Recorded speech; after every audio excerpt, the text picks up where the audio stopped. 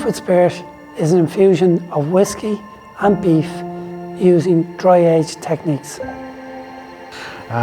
There's great matches out there, you know, whether it's beef and whiskey, whether it's cheese and whiskey, that really go well together and complement both characteristics of each of the ingredients. We're not looking to change the flavour of the beef. What we're looking to do is accentuate the flavour of the beef, and we think the whiskey that we've chosen to do that really gives an amazing flavour. So 14-year-old Fercullen, which I believe John is using in the beef, is a more robust whiskey. There's more body, more texture to the actual taste of the product. There's more flavour in there. Grain tends to be light and fluffy, as it were, where malt is more beefy, to want of a better word, but more body to it, and more complexity. So we looked about how we could combine the two, so high-end beef from Ireland, grass-fed beef from Ireland, and then using Ireland's reputation as one of the best whiskey producers in the world, how could we almost bring the two of those things together in a synergy to create an amazing product. So that's where our initial thoughts were in developing Beef with Spirit. It wasn't until we started doing business in Japan 3 years ago that we first were introduced to the process, because it's something that's been spoken about over many years, where people would say they're aging beef in particular flavours, whiskey, fats, butters and so on. But really for me at Johnstone, we wanted to make sure we get to the essence of it, if you excuse the pun. We wanted to really get in deep and understand the traditions and the history of it. So we worked with a restaurant in Yokohama, in just outside Tokyo, to come up with a process that would suit what we do here at Johnstone, because as you can imagine, we're aging approximately 4,000 pieces of beef here on a weekly basis. So that's quite a lot of beef. And we wanted to make sure that in our environment and how we produce beef, that we didn't take away from the beef that we were producing, and that we weren't too big, that we could give it enough time and effort to really get a great product. Johnstone is a dry-aged beef company. We specialise in supplying the world's best hotels and restaurants. So let's say from Japan and Canada, and everything in between. So we concentrate mainly on 5-star and 7-star hotels, mainly centre of the plate steak. So your fillet steak, your strip loin steak, your ribeye steak, etc. But we only deal with the world's best chefs. So it makes us quite a unique company on a global marketplace. Johnstone Beef are a company who are concentrated on producing the best quality that they can. They pursue increasing standards and quality just as much as what we do. In Ireland, we're blessed with many distilleries in Ireland, and all of the distilleries offer something a little bit different. We were looking for a distillery that matched our ambition in terms of being a small but beautiful producer, to be big enough to be able to cope with the demand that we would have, and being small enough to care, if you will, about the customer and the final product.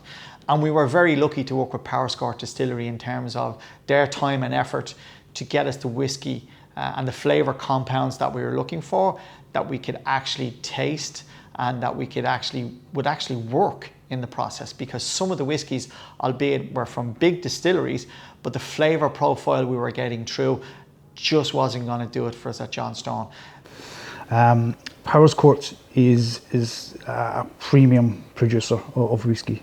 Everything we do, from the ground up, from the quality of the local ingredients, the local barley that we use, some of it from grown here on the estate. That is right across the board. It's all premium. The equipment that we have, the systems we have in place. We were very fortunate in having investors in the board which supported the plan to put in the very highest quality equipment that we possibly could. All the engineering works and design works and production works was done by Forsyths in Scotland, who are the absolute Rolls Royce of engineering when it comes to distilling globally. And again, that's just small increments of higher quality than is absolutely necessary, accumulate in a difference at the end of the day when it comes to tasting the whiskey. My name is Noel Sweeney. I am the Master Distiller Blender for Powerscourt Distillery. I've been in the Irish whiskey industry since 1989, and before that I was involved in the distillation of neutral spirits for both liqueurs and vodka type products as well as pharmaceutical products. My career, I suppose, was enhanced when I was awarded the Distiller of the Year award in the International Wine and Spirits competition, and subsequently in another 4 or 5 different competitions around that time in 2008 or 9. And in March 2017 I was inducted into the Whiskey Magazine Hall of Fame. Currently I am the only second Irish distiller to be in the Whiskey Hall of Fame, and currently the only one that's actually working. We are very, very, very fortunate to have somebody who has nearly 40 years of experience in distilling Irish whiskey, not just in distilling Scotch whiskey or American bourbon, and producing Irish whiskey of the highest calibre. And it's very, very difficult to overemphasise how important Noel has been in setting the standards that we have here in Powerscourt Distillery. We're not whiskey producers, but we still have the angel's share, if you will, or our accountants in the business will call it a loss. But we're both doing the same thing. We're actually losing moisture to accentuate flavour and texture. Well, the angel's share is basically the alcohol that gets through the wood and into the air, and that's why we call it, well, it disappears then, and of course the angels are sipping at it. We like to think that the angels, you know, if they take too much, we don't like it, because we have less to sell on to our customers. But at least if they're taking a fair bit, they perceive it as being good. Maturation starts when you put the spirit into the wood. You have choices in distilling as to the style of spirit that you originally produce, but when it comes to maturation, you have further choices in relation to the wood that you use. So 14-year-old Fercullen, which I believe John is using in the beef, is a more robust whiskey. There's more body, more texture to the actual taste of the product. There's more flavour in there. Grain tends to be light and fluffy, as it were, where malt is more beefy, to want of a better word, but more body to it, and more complexity. By losing that moisture, we're accentuating the flavours, we're increasing that flavour profile, and at the end of it we get something that's worthwhile. Thankfully we don't have to age our beef for 3 years or 10 years or 14 years. We don't have to do that at Johnstone, but the angel share is something that both businesses have in common together.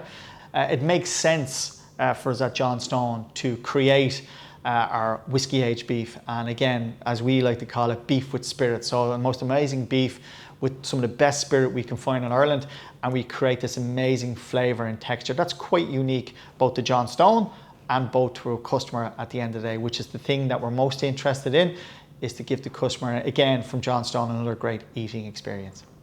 One thing, particularly for myself, when I eat out and I have steak at a restaurant, someone's always asked me, would I like a pepper sauce or would I like a butter?